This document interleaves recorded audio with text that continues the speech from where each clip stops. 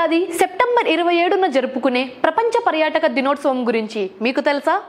అసలు దీని చరిత్ర ఏమి మరియు ప్రాముఖ్యత, 2025 థీమ్, దేశీయ పరిణామాలు, భవిష్యత్ దారులు, ఈ ఈవెంట్ ఎలా ప్రపంచాన్ని మారుస్తుందో, మన ప్రాంతీయ పరిస్థితులతో ఎలా అనుసరిస్తుందో ఈ వీడియోలో అయితే పూర్తిగా తెలుసుకుందాం.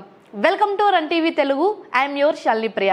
అసలు ప్రపంచ పర్యాటక దినోత్సవం యొక్క చరిత్ర మరియు ఉద్దేశాలు ఏవి? ప్రపంచ పర్యాటక దినోత్సవం ప్రతి సంవత్సరం సెప్టెంబర్ 27న యునైటెడ్ నేషన్స్ ప్రపంచ పర్యాటక సంస్థ అనగా UNWTO ఆధ్వర్యంలో జరుపుకుంటారు. 1970 సెప్టెంబర్ 27న UNWTO స్టాట్యూట్లు ఆమోదించబడ్డాయి. ఆ రోజునే ఈ దినాన్ని స్థాపించడమైంది. 1980లో అఫీషియల్ గా మొదటి ప్రపంచ పర్యాటక దినోత్సవం జరపబడింది. ఈ దినోత్సవం ద్వారా పర్యాటక రంగం సామాజిక, సాంస్కృతిక, ఆర్థిక విభాగాల్లో వచ్చే ప్రభావాన్ని ప్రపంచానికి తెలియజేయడమే ప్రధాన ఉద్దేశం. ప్రస్తుతం 2025 దినోత్సవానికి టూరిజం అండ్ సస్టైనబుల్ ట్రాన్స్ఫర్మేషన్ గా ఉంది.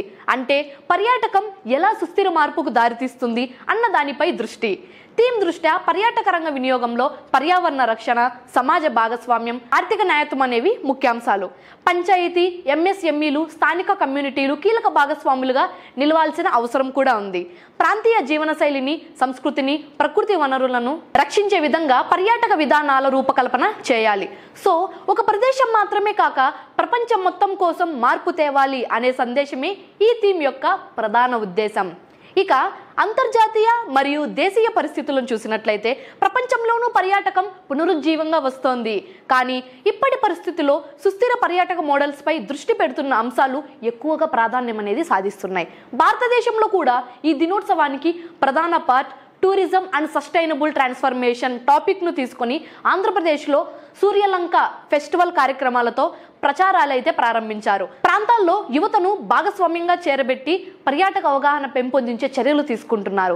పర్యాటక రంగ పునరుద్ధరణ సమయంలో మూలధనం, పెట్టుబడులు, స్థానికల సహకారం, పర్యావరణ నిర్వహణ ముఖ్యంగా నిలబడే అంశాలు. ప్రతి ప్రాంతం తన స్వతంత్ర ఆకర్షణలను, సాంస్కృతిక వనరులను సంరక్షించుకొని ఆకర్షణీయంగా మార్చుకోవాలి.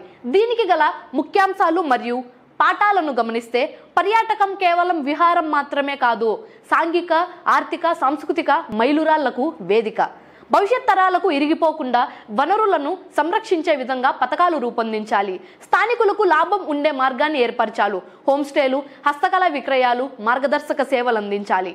పర్యాటక విధానాల్లో పారదర్శకత, పాత్రికేయ రహిత పరిపాలన, సమగ్ర నిశ్చితి ఉండాలి. ఒక్కరోజు కాదు, దీని ప్రభావం సుదీర్ఘం కావాలి. పర్యాటకం ఒక స్వరూప మార్పు కావాలి.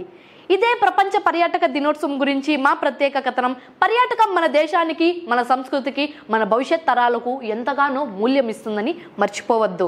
ఈ 2020 థీమ్ను మన దేశ పరిస్థితులకు అనుసరించి ముందుకు తీసుకువెళితే టూరిజం అండ్ సస్టైనబుల్ ట్రాన్స్ఫర్మేషన్ అనే ఆలోచనని మనం నెరవేర్చే రోజు త్వరలోనే రాబోవచ్చు.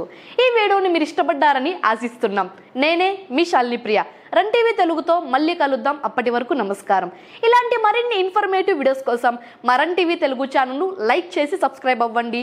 మీకు మరిన్ని గుడ్ కంటెంట్ వీడియోలను అందిస్తాం. తప్పకుండా ఈ వీడియోను మీ ఫ్రెండ్స్కి కూడా షేర్ చేయండి.